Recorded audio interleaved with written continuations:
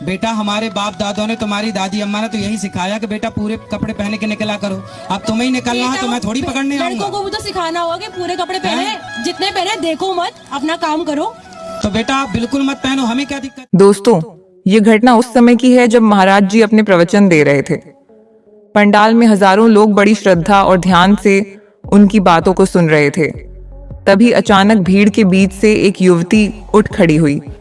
उसके चेहरे पर गुस्सा था और उसकी आंखों में आक्रोश झलक रहा था। वह सीधा मंच की ओर देखकर तेज आवाज में बोलने लगी, हम क्या पहनते हैं, इससे आपको क्या फर्क पड़ता है? क्या हमारे कपड़े आपके बाप के हैं? आप जैसे लोग ही इस समाज को गंदा कर रहे हैं।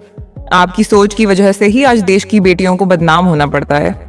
हमें आपकी जैसी सोच वाले लोगों की कोई जरूरत नहीं है। हम जो चाहें वो पहनेंगे, चाहे बिना कपड़ों के ही क्यों न रहें। आप क्या कर लेंगे?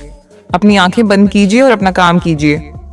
उसकी बातें कड़वी थीं, तानों से भरी हुई थीं और समाज के प्रति नाराजगी साफ झलक रही थी। वहां मौजूद हर व्यक्ति स्तब्ध था।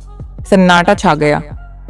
सबकी निगाहें महाराज जी की ओर थीं, लेकिन वे शांत थे। उनकी आंखों में आंसू आ गए।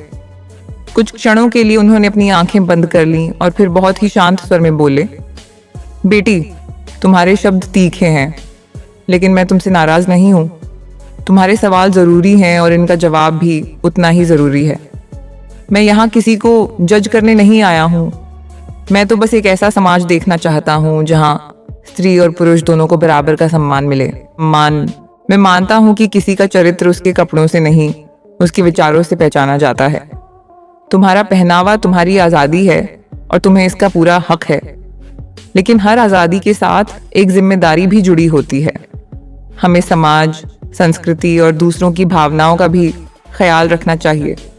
पूरी भीड़ एकदम शांत थी। महाराज जी ने अपनी बात आगे बढ़ाते हुए कहा, जब द्रौपदी का चीरहरण हुआ था तब महाभारत जैसा महायुद्ध हुआ था। एक स्त्री का अपमान उस समय पूरे समाज की शर्म बन गया था।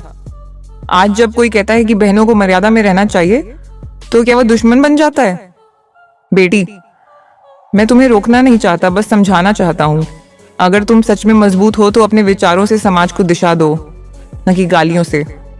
तुम्हारा हक है अपनी पसंद के कपड़े पहनने का, तो मेरा भी कर्तव्य है कि मैं तुम्हें आगाह करूं, प्रेम से, सम्मान से। महाराज जी की ये बात खत्म होते ही पंडाल में कुछ पल के लिए खामोशी छा गई। फिर हर तरफ से तालियों की गूंज सुनाई दी। लोग भावुक हो उठे। उस लड़की की आंखों में भी आंसू आ गए और वह चुपचाप जाकर बैठ गई। तो दोस्तों, कभी कभी सवाल करना जरूरी होता है, लेकिन जवाब को भी उतना ही सम्मान देना चाहिए, क्योंकि सच्चे संत वही होते हैं जो गालियों में भी ज्ञान ढूंढ लेते हैं। अगर आपको ये बात पसंद आई हो तो चैनल को सब्सक्राइब करें और कमेंट में लिखें, राधे राधे।